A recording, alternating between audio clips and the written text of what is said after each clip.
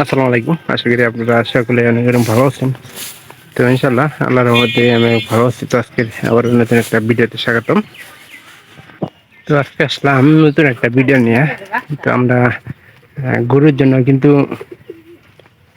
খড় করে গেলাম।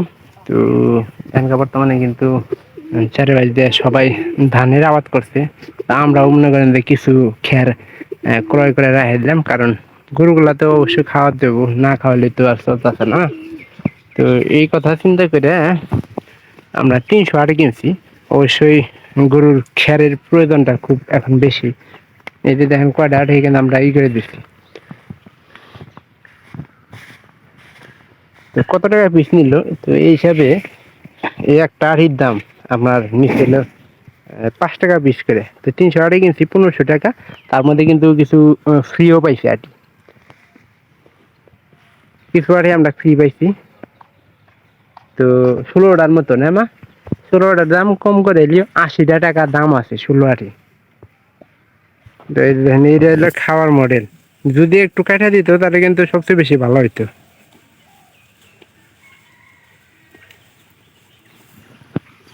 তো এই যে এইভাবে মনে করেন ছড়াই ছিটাই খাওয়ায় কোনো উপরে হবো না।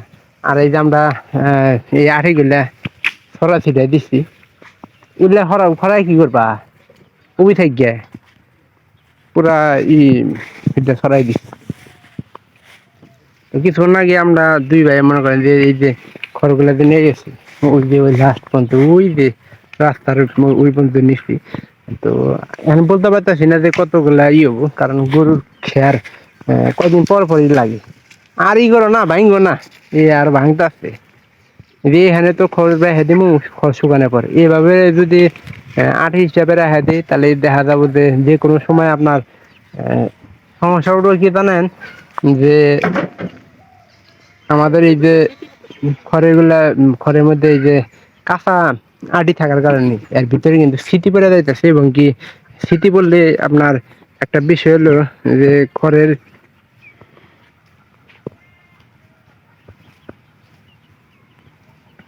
খড়ের ভিতরে মনে করেন যে উলু ধরতে আছে। এই উলু ধরলে তো জানেন যে কি পরিমাণে মাটি করতে পারে। তো এইগুলা রেখে দিচ্ছি, কারণ আমাদের এই যে এই ছাগলগুলা দেখেন খেয়ার সকালে আমি কাটিয়ে দিচ্ছি, অল্প অল্প করে হইলেও কিন্তু খাইতেছে।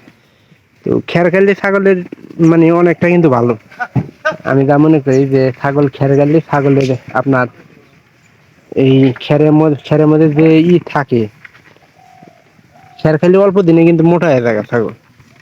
তো এই বিষয়ে চিন্তা করে মনে করেন যে খেয়ার ছাগলটা খাওয়ানোর চেষ্টা করতেছি, কিন্তু আমাদের এই বুড়ানিটা কিন্তু খেয়ার খায় না। অবশ্যই ভিডিওটি ভালো লাগবে, যদি ভালো লাগে চ্যানেলটিকে অবশ্যই সাবস্ক্রাইব করে দিয়ে রাখবেন। আবার নিয়ে আসবো এরকম নতুন নতুন ব্লগ ভিডিও। তো আপনারা কেউ ব্লগ ভিডিওগুলো মিস করবেন না। তো সবাই ভালো থাকেন, ইনশাল্লাহ দেখা হবে পরবর্তীতে অন্য কোনো নতুন ব্লগ ভিডিওতে। ধন্যবাদ সবাইকে।